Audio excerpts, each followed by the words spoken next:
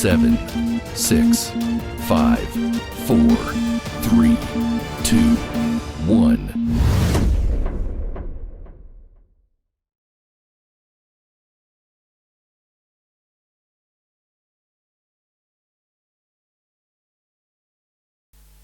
Oke, shalom Bapak Ibu Saudaraku yang dikasihi Tuhan. Selamat pagi. Puji Tuhan. Bapak Ibu Saudaraku,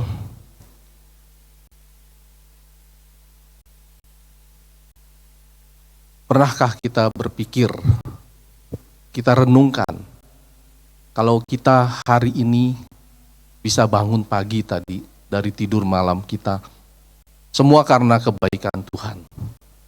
Semua karena perlindungan Tuhan. Kita bisa lewatin masa pandemi ini 3 tahun lebih. 3 tahun lebih, 1 bulan kira-kira ya. Itu karena Tuhan juga. Bukan cuma kita bisa lewatin 3 tahun ini pandemi ini. Tapi mungkin Bapak Ibu Saudara, termasuk saya, ada di antara kita yang sempat kena COVID. Tapi kita bisa atasi semua itu bersama dengan Tuhan.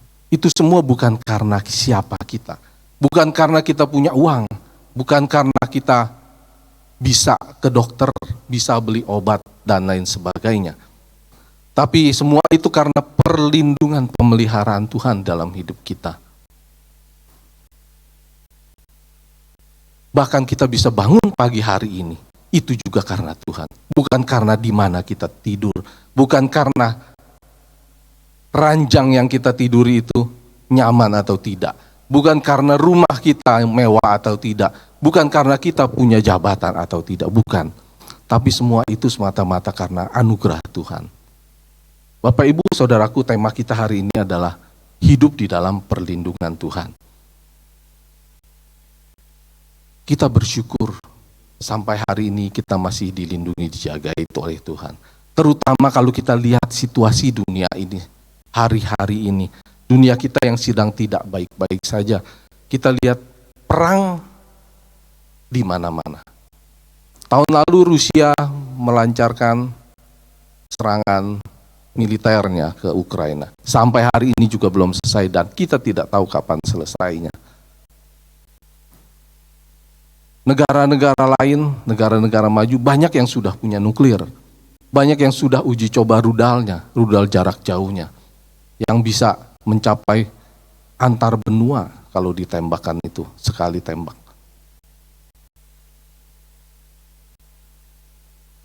Taiwan dengan Cina juga lagi tegang.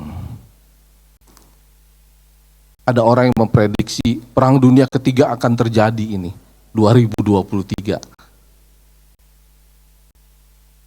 Karena Cina mengklaim Taiwan itu sebagai daerahnya. Dan Amerika ikut bermain di dalamnya. Amerika bersekutu dengan membela Taiwan. Kita lihat di dalam negeri, situasi kita juga menjelang pemilu, masuk tahun politik Bapak Ibu. Biasanya tahun politik, tahun yang banyak kejadian. Ya. Kita lihat ekonomi dunia juga lagi resesi. Inflasi naik. Suku bunga naik. Banyak orang nggak bisa bayar kredit. Banyak perusahaan terancam PHK, tutup, bangkrut. Belum lagi bencana alam. Ada banjir, ada tanah longsor. Perubahan iklim yang ekstrim, Bapak Ibu. Bukan hanya di Indonesia, kita merasakan di Indonesia, di Jakarta, beberapa waktu belakangan ini ya, panas sekali. Heat wave. Bukan hanya di Indonesia saja, di luar negeri pun iklim berubah. Yang tadinya harusnya sudah musim dingin, dia masih musim panas. Perubahan iklim, begitu ekstrim. Nah, menghadapi ini semua Bapak Ibu Saudaraku, banyak orang resah, takut, gelisah, cemas hidupnya. Tapi kita sebagai anak-anak Tuhan, kita bersyukur oleh anugerah dan kasih Allah. kita boleh hidup di dalam iman kita. Kita hidup di dalam pengharapan kita kepada Tuhan kita Yesus Kristus. Amin. Bapak Ibu Saudaraku, mari kita buka dulu di Mazmur pasal 91. Mazmur pasal yang ke-91. Bapak Ibu ikuti, saya coba bacakan ya. Mazmur 91 di dalam lindungan Allah. Orang yang duduk dalam lindungan yang maha tinggi dan bermalam dalam naungan yang maha kuasa akan berkata kepada Tuhan, tempat perlindunganku dan kubu pertahananku, Allahku yang kupercayai. Sungguh dialah yang akan melepaskan engkau dari jerat penangkap burung, dari penyakit sampar yang busuk. Dengan kepaknya ia akan menudungi engkau, di bawah sayapnya engkau akan berlindung. Kesetiaannya ialah perisai dan pagar tembok. Engkau tak usah takut terhadap kedahsyatan malam, terhadap panah yang terbang di waktu siang, terhadap penyakit sampar yang berjalan di dalam gelap, terhadap penyakit menular yang mengamuk di waktu petang. Walau 1000 orang rebah di sisimu dan 10.000 di sebelah kananmu, tetapi itu tidak akan menimpamu. Engkau hanya menontonnya dengan matamu sendiri dan melihat pembalasan terhadap orang-orang fasik. Sebab Tuhan ialah tempat perlindunganmu yang maha tinggi, telah kau buat tempat perteduhanmu. Malapetaka tidak akan menimpa kamu, dan tulah tidak akan mendekat kepada kemahmu. Sebab malaikat-malaikatnya akan diperintahkannya kepadamu untuk menjaga engkau di segala jalanmu. Mereka akan menatang engkau di atas tangannya, supaya kakimu jangan terantuk kepada batu. Singa dan ular tedung akan kau langkahi, engkau akan menginjak anak singa dan ular naga. Nah, ini beberapa ayat terakhir ini luar biasa Bapak Ibu. Sungguh hatinya melekat kepadaku, maka aku akan meluputkannya. Aku akan membentenginya, sebab ia mengenal namaku. Bila ia berseru kepadaku, aku akan menjawab. Aku akan menyertai dia dalam kesesakan. Aku akan meluputkannya dan memuliakannya. Dengan panjang umur akan kukenyangkan dia dan akan kuperlihatkan kepadanya keselamatan daripadaku. Amin. Berbahagia orang yang mendengar firman Allah. Bapak Ibu Saudaraku, Mazmur pasal 91 ini menceritakan tentang perlindungan Allah kepada umatnya. Kalau kita lihat dari perikop ini, kita bisa ambil beberapa poin rahasia untuk hidup di dalam perlindungan Allah. Yang pertama adalah hidup di dalam rencana Allah. Kita mundur sedikit ke Mazmur pasal 90. Nanti Bapak Ibu silahkan baca di rumah. Mazmur 91 ini berpasangan dengan Mazmur pasal 90 yang ditulis oleh Musa. Dipanjatkan doa Musa kepada Allah untuk memohon perlindungan kepada bangsa Israel. Ketika Musa memimpin bangsa Israel di padang gurun menuju Kanaan, tanah yang dijanjikan Tuhan, Musa memanjatkan doa ini kepada Allah. Bangsa Israel adalah bangsa yang ada di dalam rencana Allah, karena dari bangsa inilah akan lahir nantinya Mesias, Sang Juru Selamat yang akan menyelamatkan dunia. Allah melindungi dan memelihara bangsa Israel siang dan malam, lewat tiang awan, lewat tiang api. Allah memelihara hidup mereka dengan mana sorgawi ketika mereka dikejar oleh tentara Mesir dan dihadapkan pada jalan buntu. Di depan ada laut, di belakang ada tentara Mesir yang mengejar. Allah menyelamatkan bangsa itu. Allah memberi jalan keluar di belah laut itu. Laut Kolsom terbelah dan bangsa Israel bisa berjalan di tengahnya sampai ke seberang. Perlindungan Allah terhadap bangsa Israel ini begitu luar biasa Bapak Ibu.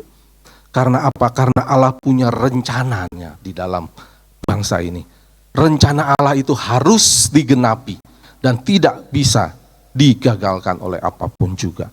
Maka ketika bangsa ini melakukan kesalahan, ketika bangsa ini bersungut-sungut, tidak dengar-dengaran, memberontak dan tidak setia kepada Allah, Allah menghukum bangsa ini supaya mereka kembali ke dalam rencana Allah yang semula. Bapak Ibu Saudaraku, demikian juga dengan kita orang percaya. Anak-anak Allah yang hidup di dalam rencana Allah. Rencana Allah bagi kita semua adalah keselamatan bagi Bapak, Ibu, Saudara, dan saya. Rencana Allah ini melibatkan semua kita, semua orang percaya untuk hidup di dalam rencana Allah ini. Misi Allah adalah menyelamatkan kita semua, menyelamatkan dunia ini. Dan bukti bahwa kita beriman dan percaya kepada Allah, bahwa maka kita hidup sesuai dengan kehendaknya.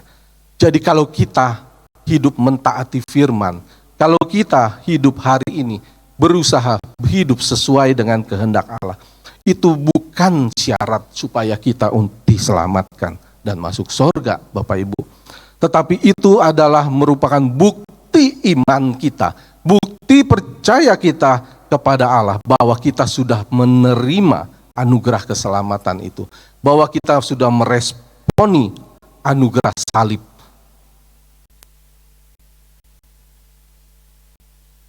Hidup Kristen adalah hidup yang harus dibuktikan, Bapak Ibu.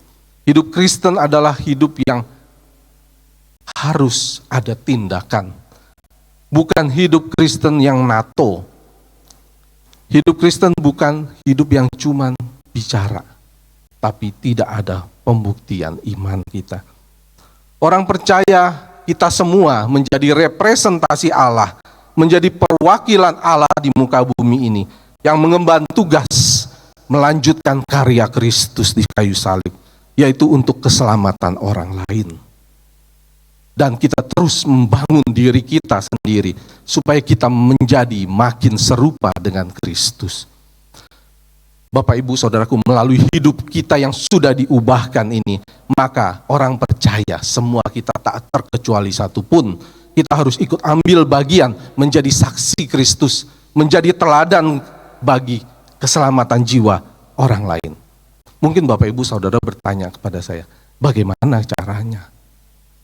Itu kan bukan tugas saya, itu tugas hamba-hamba Tuhan, itu tugas para pendeta, pengurus di gereja, aktivis. Bapak, Ibu, Saudaraku, sebenarnya ini bukan bicara soal profesi, bukan bicara soal siapa, apakah ini tugas pendeta atau pekerja atau aktivis, tetapi apapun profesi kita, siapapun kita, mau jadi ibu rumah tangga, apakah kita di kantor sebagai karyawan, apakah kita jadi pengusaha, atau kita di sekolah yang lagi studi, siapapun kita harus menjadi saksi, menjadi teladan. Bapak, Ibu, Saudaraku, dimanapun dan kapanpun, semua orang percaya harus hidup di dalam rencana Allah ini. Hidup kita yang telah diubahkan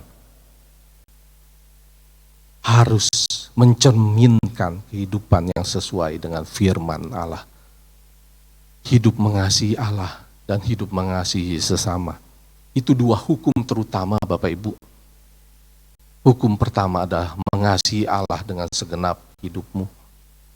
Kedua adalah kasihilah sesamamu manusia. Hidup kita menjadi roti yang tercurah, roti yang terpecah, dan anggur yang tercurah. Hidup kita artinya jadi berkat buat sesama kita. Lewat perbuatan kita, kita jadi saksi hidup bagi Allah. Demikian hendaknya terangmu bercahaya di depan orang, supaya mereka melihat perbuatanmu yang baik dan memuliakan Bapamu yang di sorga. Ingat Bapak, Ibu, Saudaraku, apapun profesi kita, di dalam profesi pasti ada relasi. Betul? Apapun profesi kita, pasti ada relasi dengan orang lain. Di dalam relasi dengan orang lain, pasti ada misi Allah. Di dalam profesi ada relasi. Di dalam relasi ada misi Allah. Misi Allah yaitu untuk keselamatan jiwa. Siapapun kita, dimanapun kita berada, apapun yang kita lakukan, kita mengemban misi Allah. Kita hidup di dalam rencana Allah ini. Dan Bapak Ibu, saudaraku, setiap orang yang hidup di dalam rencana Allah pasti ada di dalam perlindungan Allah. Karena Allah yang melindungi rencananya. Amin. Semua orang yang hidup di dalam misi Allah, di dalam rencana dan kehendak Allah, pasti hidup di dalam perlindungan Allah. Tapi seringkali kita hidup keluar dari rencana Allah. Ketika kita mulai hidup keluar dari rencana Allah dan hidup kita, suka-suka kita sendiri. Hidup menurut kehendak kita sendiri, bukan kehendak Allah. Seringkali Allah harus memaksa, tanda kutip, memaksa kita melalui semua masalah yang diizinkan terjadi dalam hidup ini untuk kebaikan kita, yaitu supaya kita bisa kembali kepada track yang benar. Sama seperti bangsa Israel ada di dalam rencana Allah. Ketika bangsa itu bersungut-sungut memberontak dan tidak setia kepada Allah, bangsa itu seringkali harus menghadapi masalah untuk dikembalikan kepada rencana Allah. Nah, Bapak Ibu Saudaraku, seringkali Tuhan paksa kita lewat semua masalah yang kita hadapi supaya kita kembali kepada rencananya. Sama kalau kita punya anak, kita lihat anak kita ketika dia hidup mau-maunya sendiri. Ketika rancangan yang baik, rencana yang baik yang sudah disediakan oleh orang tua. Tapi dia nggak mau. Dia jalan hidup sendiri, mau-maunya sendiri. Seringkali orang tua paksa. Ya. Anak dikasih sekolah yang terbaik, kasih pendidikan yang terbaik, dikasih fasilitas yang terbaik, apapun itu, demi masa depannya yang baik. Tapi seringkali anak pilih main game, pilih main sama temannya daripada belajar. Seringkali orang tua paksa, disita gamenya. Bapak Ibu Saudaraku, jadi pertanyaan buat kita, apakah kita semua selama ini sudah hidup di dalam rencana Allah? Apakah kita peduli terhadap keselamatan jiwa orang lain? Atau hidup kita suka-suka kita sendiri? Apakah kita terus bertumbuh setiap hari menjadi makin baik, makin serupa dengan Kristus, makin berkenan kepada Dia? Atau mungkin hari-hari ini kita sedang dipaksa Tuhan lewat semua masalah hidup kita supaya kita kembali kepada rencana Allah, kembali kepada track yang benar. Ingat, orang yang hidup di dalam rencana Allah pasti hidup di dalam perlindungannya. Amin. Itu yang pertama. Yang kedua, Bapak Ibu Saudaraku, Mazmur 91 ayat 1 dan 2 yang tadi kita baca. Orang yang duduk dalam lindungan yang maha tinggi dan bermalam dalam naungan yang maha kuasa akan berkata kepada Tuhan, tempat perlindunganku dan kubu pertahananku, Allahku yang kupercayai. Ini berbicara orang yang mempercayai hidupnya, mempercayai Tuhan dengan sungguh-sungguh dan mengandalkan Dia sebagai tempat perlindungan dan kubu pertahanannya. Jadi yang kedua, kalau kita mau hidup di dalam perlindungan Allah, kita harus belajar sungguh-sungguh mempercayai Allah. Belajar sungguh-sungguh mengandalkan Dia, bukan mengandalkan yang lain. Ditegaskan kembali di ayat yang ke-9, sebab Tuhan ialah tempat perlindunganmu, yang maha tinggi telah kau buat tempat perteduhanmu. Bapak Ibu Saudaraku, kalau kita hidup di dalam perlindungan Tuhan, kalau kita mempercayai Tuhan dan mengandalkan Dia, ini bukan berarti hidup kita tidak ada masalah, Bapak Ibu. Bukan berarti hidup kita selalu baik-baik saja, selalu bebas dari ancaman, bebas dari masalah. Kalau kita baca perikop Mazmur pasal 91 tadi ya. Ayat yang ketiga sampai ke-8. Ayat ketiga sampai ke-13 itu menunjukkan banyak ancaman. Ada jerat, penangkap burung yang kita tidak sadari di sekitar kita. Bisa kita masuk jerat, bisa kita masuk jebakan. Ada bahaya penyakit sampar, ada penyakit menular di sana. Tapi di sana juga dikatakan jangan takut. Jadi bukan berarti hidup kita akan selalu baik-baik tanpa masalah kalau kita ada di dalam rencana Tuhan. Dalam konteks bangsa Israel waktu itu, yang jadi ancaman, yang jadi masalah adalah penyakit sampar, penyakit menular, malapetaka, dan ancaman bangsa-bangsa lain yang lebih kuat. Mereka sering berperang bangsa dengan bangsa. Bangsa-bangsa lain yang begitu kuat itu jadi ancaman. Lalu dalam konteks kita hari ini, apa yang jadi ancaman buat kita? Perang. Perang dunia. Pandemi.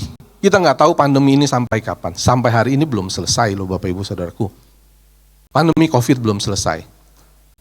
Grafiknya naik turun, naik turun, naik turun. Seperti roller coaster ya. Kita nggak tahu sampai kapan. Dan ketika selesai, kalaupun selesai, apakah ada pandemi lain, ada wabah lain? Kita juga tidak tahu. Itu jadi ancaman. Dalam hidup kita sehari-hari, apa yang jadi ancaman? Banyak masalah-masalah hidup kita yang kita hadapi. Dari masalah sekolah, dari masalah pekerjaan, masalah bisnis, masalah karir, masalah ekonomi, masalah keluarga, masalah jodoh dan lain sebagainya Bapak Ibu Saudaraku. Banyak masalah-masalah di dalam hidup kita. Tetapi saya mau ingatkan, walaupun lewat semua pencobaan dan masalah-masalah tersebut, jangan pernah takut kalau kita ada di dalam Tuhan. Dia selalu ada menyertai kita dan tidak meninggalkan kita. Dia tempat perlindungan dan kubu pertahanan kita. Tadi Mazmur 91 ayat yang kedua. Ia tempat perlindunganku dan kubu pertahananku, Allahku yang ku percayai. Percayai Dia sebagai Allah yang hidup. Kita aman di dalam tangannya. Ia akan menyertai di dalam setiap kesesakan kita. Mazmur 91 ayat yang ke-15 tadi dikatakan, jangan takut. Dikatakan bahwa Mazmur 91 ayat yang ke-15, Ia akan menyertai kita. Jangan lari dari rencana Allah, jangan takut Bapak Ibu Saudaraku. Kita bisa berlindung kepada Allah, kita bisa mengatasi semua itu. Karena Tuhan yang berjanji Ia akan memberi kekuatan kepada kita. Tuhan berjanji Ia akan memberikan jalan keluar kepada kita, sehingga kita dapat menanggungnya.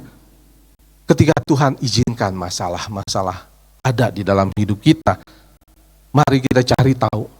Kita introspeksi diri.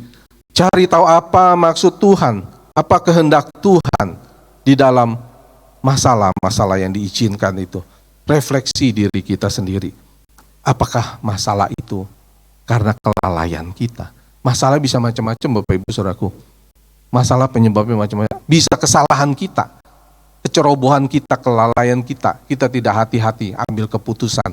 Lalu kita menuai itu semua. Atau masalah itu karena dosa yang kita lakukan. Lalu kita menuai masalah itu. Atau Tuhan sedang mendidik dan mendewasakan kita lewat semua masalah yang diizinkan itu, supaya karakter kita berubah. Saya tidak buat salah, saya sudah hati-hati hidup, saya sudah kerja rajin, saya sudah tidak ceroboh. Kenapa ya masalah ini banyak, tidak habis-habis, tidak selesai-selesai. Seringkali Tuhan mengizinkan, Tuhan mau memperbaiki terus karakter kita. Makin baik, makin bagus, makin sempurna, makin berkenan, makin serupa dengan Kristus. Amin.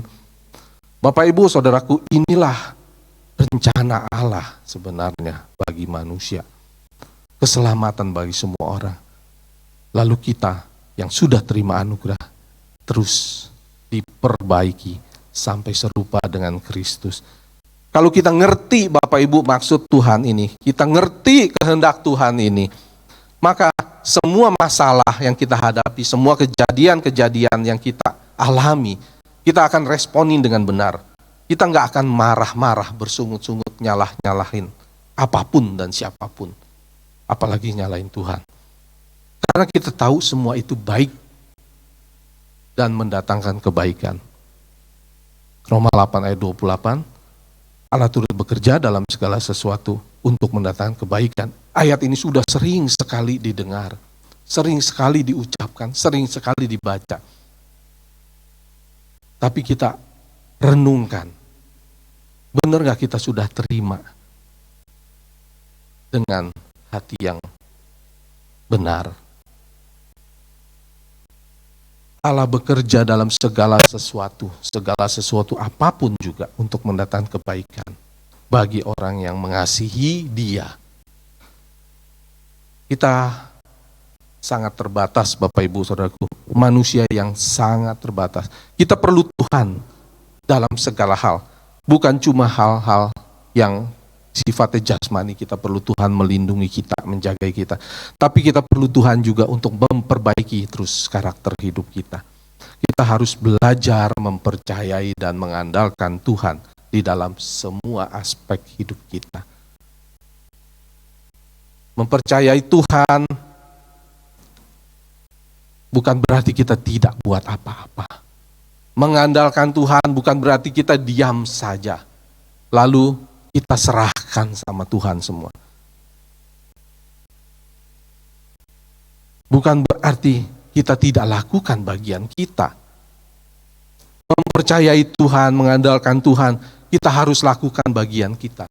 Tadi hidup Kristen itu bukan hidup yang NATO, not action talk only. Harus dibuktikan. Hidup Kristen itu ada bagian kita yang harus kita kerjakan.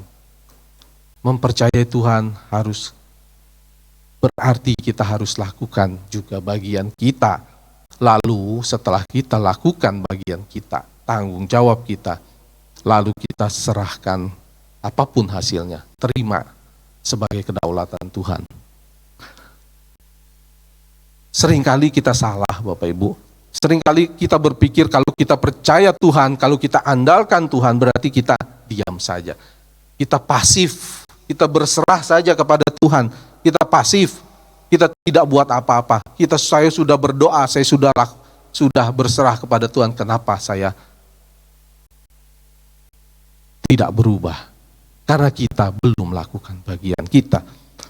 Bapak Ibu Saudaraku, seringkali kita pasif. Kekristenan bukan orang yang pasif. Berserah di dalam kekristenan bukan berserah yang pasif, tetapi berserah yang aktif. Artinya lakukan bagian kita dengan sungguh-sungguh. Kalau anak yang perlu bantuan orang tua untuk bayarin dia sekolah, kuliah, di sekolah yang bagus, di sekolah yang baik, sekolah ke luar negeri, dan yang lain sebagainya. Lalu setelah orang tuanya keluarkan uang anaknya sekolah, dia harus lakukan bagian dia. Bukan dia serahkan lagi sama orang tuanya, tolong bikinin PR saya, tolong selesaikan ujian saya, tolong buatkan tesis saya. Lalu saya datang ke kuliah, ke kampus tingkat 1, tiba-tiba saya bisa tingkat 4 atau langsung di wisuda. Nggak ada cerita itu Bapak Ibu Saudaraku. Orang yang pasif, orang yang malas, orang Kristen itu tidak boleh pasif. Harus lakukan semaksimal mungkin. Apa yang bisa kita lakukan?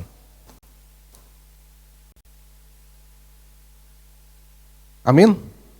Hidup Kristen itu bukan hidup yang pasif ya. Allah kita juga bukan Allah yang pasif. Allah kita bukan Allah yang malas. Dia Allah yang kreatif dan aktif. Sejak semula ia menciptakan alam semesta ini, Kejadian 1 ayat 28. Allah menciptakan bumi dan segala isinya. Dia memberikan mandat kepada kita. manusia sejak semula untuk mengelola bumi dan segala isinya. Nah, hidup Kristen itu adalah hidup yang aktif, Bapak Ibu. Hidup yang bertindak. Lakukan bagian tanggung jawab kita dengan maksimal. Dan kita serahkan setelah itu hasilnya ke dalam tangan Tuhan, ke dalam kedaulatan Tuhan. Setelah kita lakukan dulu bagian kita, serahkan pada Tuhan. Ada bagian Tuhan yang harus Tuhan kerjakan dan ada bagian kita yang harus kita selesaikan. Kita harus sadar, Bapak Ibu, dengan hukum ini, hukum keadilan Tuhan, di mana orang akan menuai apa yang akan ditaburnya. Kalau anak-anak yang males sekolahnya, kurang belajarnya, raportnya pasti bisa jelek. Mungkin bisa nggak naik kelas juga loh. Kalau orang yang nggak jagain makannya ya, sembarangan makannya, nggak pernah olahraga, pasti satu waktu problem kesehatannya. Saya maksa diri saya sendiri juga tuh, Bapak Ibu Saudaraku. Saya rutin berenang, karena udah mulai tua. Mau olahraga apa gitu ya. Treadmill, jangan Pak, nanti kena tempurung katanya gitu. Badminton, jangan terlalu cepat. Speed, main speed, jantung nggak kuat jantung. Main tenis agak mendingan tapi sama, lari-lari kaki bisa kena. Wah, jadi apa ya? Berenang, paling bagus. Dokter menyarankan gitu, berenang aja Pak paling bagus. Saya coba berenang. Males Bapak Ibu, daging ini kan males, lebih enak kita santai, jalan-jalan, makan ya. Tapi paksalah diri, lakukanlah bagian kita, baru kita bisa berdoa dengan benar. Jangan nanti kita sakit, kita berdoa, Tuhan tolong saya, sembuhkan saya. Tapi kita nggak pernah olahraga. Nah, Bapak Ibu Saudaraku, ada hukum tabur tuai di situ. Orang menuai apa yang ditaburnya. Kalau orang kerja males, orang nggak jujur kerjanya, nggak disiplin, siap-siaplah. Siap-siaplah, apalagi zaman lagi susah ya. Banyak perusahaan tutup, siap-siaplah masuk gelombang pertama. Kloter pertama kalau ada PHK nanti. Nah, zaman sekarang kan orang maunya serba cepet, serba instan, nggak mau bayar harganya, tapi mau hasilnya yang bagus. Nggak mau kerja berat, kerja susah sedikit, nggak mau, tapi gajinya mau gede, mau dapat bonus. Orang nggak mau hidup ikut aturan, nggak mau kerja ikut aturan. Mau sendiri, tapi kalau terima gaji mau sesuai aturan ya. Mau. Minimum UMR, kalau perlu 3 kali UMR. Kerja tuh nggak bisa datang on time loh. Gajinya mau on time, kalau bisa in advance. Di muka, kasbon. Ya, tanggal 15 udah ambil gaji dulu. Kalau kerja dipantau, marah. Saya nggak mau kerja dipantau atasan. Saya nggak dipercaya. Padahal Bapak Ibu Saudaraku, kita kalau kerja nggak mau dipantau, kita juga mantau bos kita, betul nggak? Kita mantau bos kita loh. Kalau udah akhir bulan nih, waduh, kok belum masuk nih transferan ke rekening? Dipantau terus tuh rekening. Lewat semenit dicek terus, handphone dicek, udah masuk belum ya? Ke ATM udah masuk belum ya? Bos kita pantau, tapi kita nggak mau dipantau kalau kerja. Nah, Bapak Ibu Saudaraku, jangan minta Tuhan selesaikan yang jadi bagian kita. Jangan minta Tuhan yang selesaikan yang jadi tanggung jawab kita. Tuhan gak akan langgar hukum keadilannya. Kita harus berusaha lakukan bagian kita dulu, tanggung jawab kita dulu. Maksimalkan di situ. Selesaikan masalah-masalah hidup kita, persoalan-persoalan hidup kita. Baru setelah itu hasilnya kita terima, apapun hasilnya yang terjadi, kita percaya Tuhan, kita andalkan Tuhan, bahwa apapun yang Tuhan izinkan itu hasilnya baik buat kita, amin. Apapun hasilnya mendatangkan kebaikan. Kalau kita percaya mengandalkan Tuhan, artinya kita menaruh kepercayaan kita kepada Tuhan. Maka kalau kita percaya, kita terima itu, apapun keadaannya yang diberikan Tuhan, kita harus percaya itu baik. Kita terima apapun hasilnya itu yang baik, bahkan yang terbaik yang Tuhan berikan kepada kita. Karena Tuhan tahu porsi kita, Tuhan tahu kapasitas kita. Bahkan ketika hasilnya tidak sesuai dengan keinginan-keinginan kita, kita harus percaya bahwa Tuhan Allah adalah tahu memberikan yang terbaik buat kita. Maka jangan kita suka paksa-paksa Tuhan, walau keadaan yang kita alami tidak sesuai atau belum sesuai dengan keinginan kita. Kita harus belajar percaya, belajar mempercayai dan mengandalkan Tuhan tadi. Belajar mempercayai Tuhan bahwa apapun yang Tuhan kasih, itu bisa dijadiin Tuhan buat sesuatu yang baik buat kita. Tuhan membiarkan keadaan-keadaan itu memproses kita lewat keadaan itu, memperbaiki karakter kita supaya kita makin sempurna seperti Kristus. Proses Tuhan ini berat, Bapak Ibu Saudaraku. Proses ini sering kita nggak mengerti, tapi pasti hasilnya baik. Ini percaya yang benar. Ya, kita berhidup di dalam iman. Iman percaya kepada Kristus Yesus. Kita percaya bahwa semuanya ini dijadikan Tuhan pasti untuk kebaikan kita. Kita perlu Tuhan, bahwa kita perlu Tuhan sebenarnya untuk menopang kita. Kita nggak bisa hidup tanpa Tuhan, Bapak Ibu. Seringkali mulut kita ngomong kita perlu Tuhan, tapi faktanya kita sebenarnya nggak mengandalkan Tuhan. Coba lihat ketika kita ada masalah, apa yang kita andalkan. Ini bukan cuma di dunia sekuler, oh itu orang luar, orang dunia, Pak Pendeta. Bukan, di gereja pun banyak kita lihat. Ketika ada masalah, lihat siapa yang diandalkan. Apakah Tuhan? Ngomongnya Tuhan. Tapi yang diandalkan kekuatan lain, jabatannya, koneksinya, uangnya, powernya. Betul gak Bapak Ibu Saudaraku? Itu fakta. Seringkali orang sombong. Kita bilang orang sombong, orang dunia, kamu gak mengandalkan Tuhan, kamu gak percaya Tuhan. Seringkali orang di dalam gereja lebih sadis daripada orang di luar gereja. Ketika ada masalah, dia lebih tidak mengandalkan Tuhan daripada orang di luar sana. Mari kita renungkan, siapa yang jadi andalan hidup kita?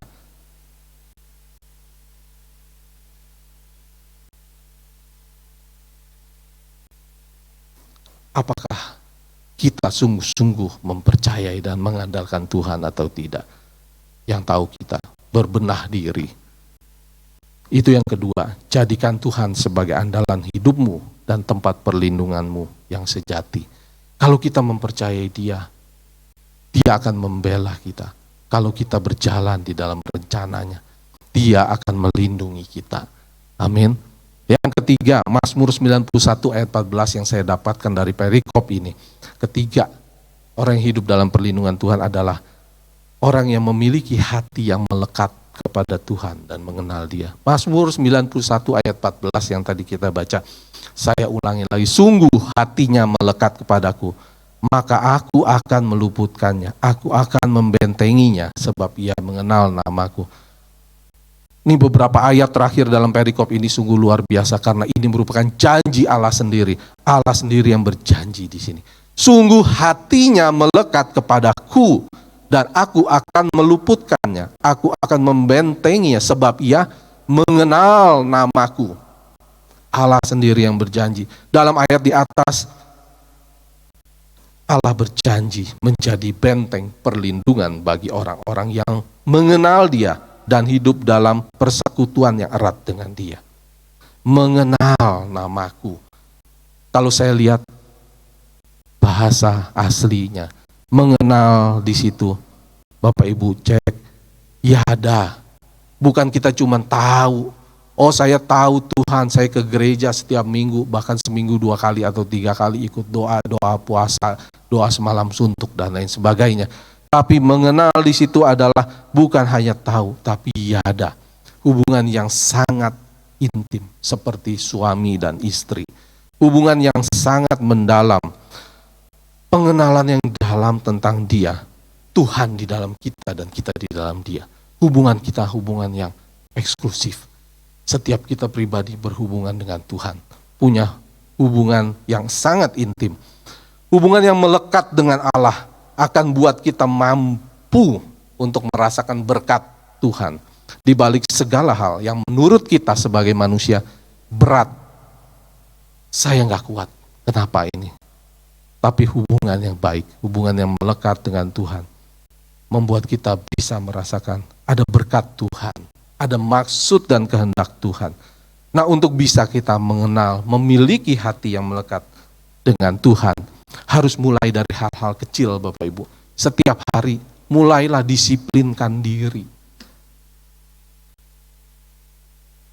Baca firman. Saat teduh, beri waktu khusus buat Tuhan. Waktunya kapan, Pak? Terserah. Ada yang pagi, ada yang siang, ada yang malam. Pagi banyak kesibukan, saya juga nggak jarang pagi saat teduh. Ketika bangun pagi, berdoa, bersyukur, terima kasih Tuhan untuk hari ini. Lalu karena saya harus siap-siap, antar anak sekolah dan lain sebagainya, saya tidak meluangkan saat teduh di pagi hari. Silahkan Bapak Ibu pilih waktu masing-masing, konsisten di sana, disiplin. Ada yang, wah saya punya waktunya siang Pak, saya waktu jam makan siang, nggak ada kerjaan di kantor, setelah saya makan paling 10-15 menit selesai. Silahkan Anda saat teduh dengan Tuhan. Saya sering kali malam, ketika semua sudah selesai, sudah tidak ada pekerjaan, semua sudah beres, anak sudah tidur, tidak ada yang ganggu kita lagi, masuk ke kamar. Cari tempat khusus, ketemulah Tuhan di sana. Bacalah firman, berdoalah.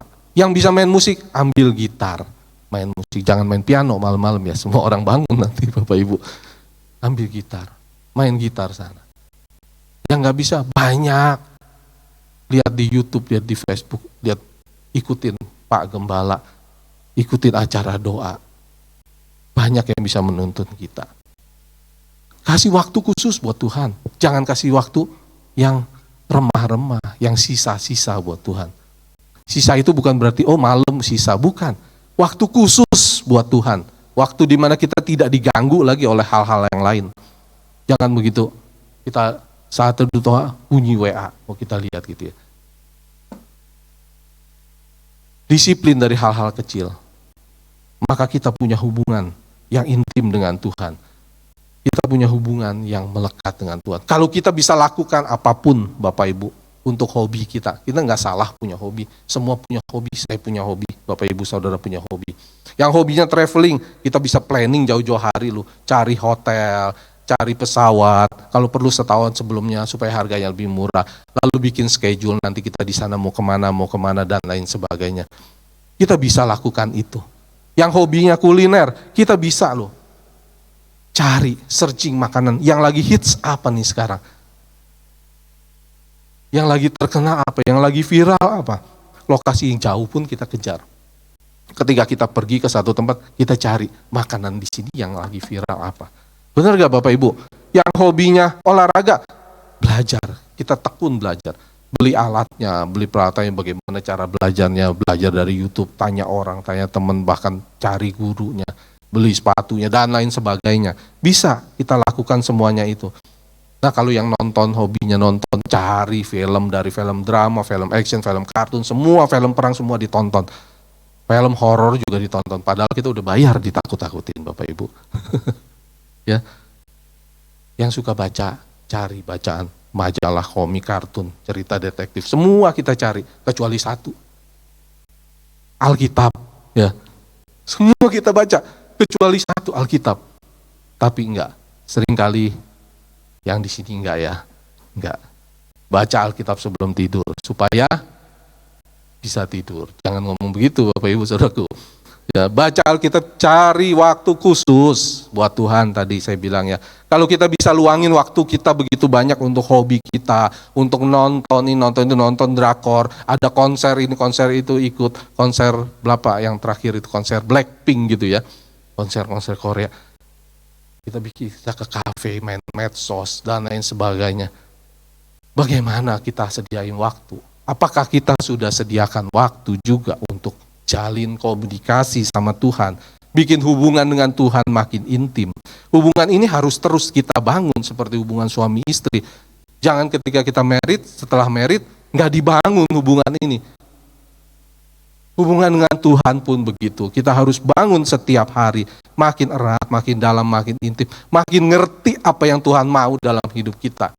Dan kita tahu bagaimana jalani hidup ini, supaya Tuhan berkenan dalam hidup kita. Sampai kita rasa edik sama Tuhan. Kalau kurang saat teduh satu hari, kurang doa, kita belum doa nih hari ini. Belum saat teduh, belum ketemu Tuhan. Kita rasa kurang dalam hidup kita. Kita rasa hanagih. Edik kita di situ. Harus sampai situ levelnya Bapak Ibu Saudaraku. Kasih waktu khusus buat Tuhan, tadi saya ingatkan. Jangan waktu remah-remah, waktu yang bisa sisa-sisa. Renungin firman Tuhan, berdoalah di situ, bersekutulah dengan Tuhan. Semua sekarang ada fasilitasnya, semua medsos, semua ada gadget, ya. Baca Alkitab pun di gadget, apapun semua di gadget. Bapak Ibu Saudaraku coba nanti pulang cek digital checking atau apa di sini ada. Berapa banyak, berapa lama waktu kita untuk cek Facebook, cek IG, cek Twitter, baca berita, Alkitab, 30 detik, gitu ya. Cek di gadget kita, semua pakai gadget. Baca Alkitab juga pakai gadget. Jadi seringkali banyak orang di gereja ketiduran, alasannya baca Alkitab. Ya, Bapak Ibu Saudaraku, hidup di dalam perlindungan Tuhan ini janji Allah. Amin. Ini janji Allah sendiri buat semua orang yang percaya, yang hidup di dalam rencana Allah. Yang mempercayai dan mengandalkan Dia dengan sungguh-sungguh. Dan yang ketiga, janji Allah ini berlaku untuk orang yang hatinya melekat kepada Allah dan mengenal Dia secara pribadi. Kalau selama hidup ini kita seringkali salah, Bapak Ibu. Ya, seringkali kita menyimpang dari rencana Allah. Hidup kita kurang mempercayai, mengandalkan Allah, tapi kita mengandalkan yang lain. Hidup kita tidak punya hubungan yang baik dengan Allah. Pagi bangun buru-buru berangkat kerja, sampai malam pulang, udah capek tidur. Kita pun kalau berdoa cuman berdoa anak kecil. Berdoa bangun tidur, mau makan, mau tidur. Ya. Bukan itu. Bukan itu. Bapak Ibu Saudaraku, kita introspeksi diri. Ingat betapa baik Tuhan itu. Sampai hari ini kita dilindungi Tuhan. Lewat pandemi ini 3 tahun lebih, kita dilindungi Tuhan. Tuhan terus tuntun kita dalam kesabarannya. Kita dikasih terus kesempatan pagi bangun, masih bangun lagi. Saya pagi suka gitu loh Bapak Ibu Saudaraku. Bangun, masih bangun lagi, Tuhan terima kasih gitu kan. Ya seringkali kita juga buru-buru kalau bangun kan. Boro-boro terima kasih sama Tuhan. Kita pikir memang sudah seharusnya kita bangun. Karena sudah pagi. Enggak loh Bapak Ibu. Enggak begitu. Seringkali kita pikir seperti itu. Tapi semua ini kalau kita masih ada hanya karena anugerah dan kasih karunia Tuhan. Bapak Ibu Saudaraku, mari kita bebenah, memperbaiki diri. Kita memperbaiki diri bukan supaya kita dilindungi Tuhan, bukan Bapak Ibu. Motifnya bukan itu, tapi motifnya karena kita bentuk mewujudkan iman percaya kita. Bentuk kita mengasihi Allah karena Dia telah lebih dulu mengasihi kita. Dia lebih dulu berkorban buat kita di kayu salib. Kalau seluruh hidupnya sudah diberikan buat kita, seluruh hidupnya loh, sampai kematiannya di kayu salib. Kalau orang sampai mati di kayu salib, seluruh nggak ada sisa. Semua sudah dikasihi kepada kita. Pemeliharaan, perlindungan Allah, nggak usah dikhawatirkan. pasti menyertai kita dalam kehendak dan rencananya. Amin. Tuhan Yesus memberkati. Mari kita berdoa.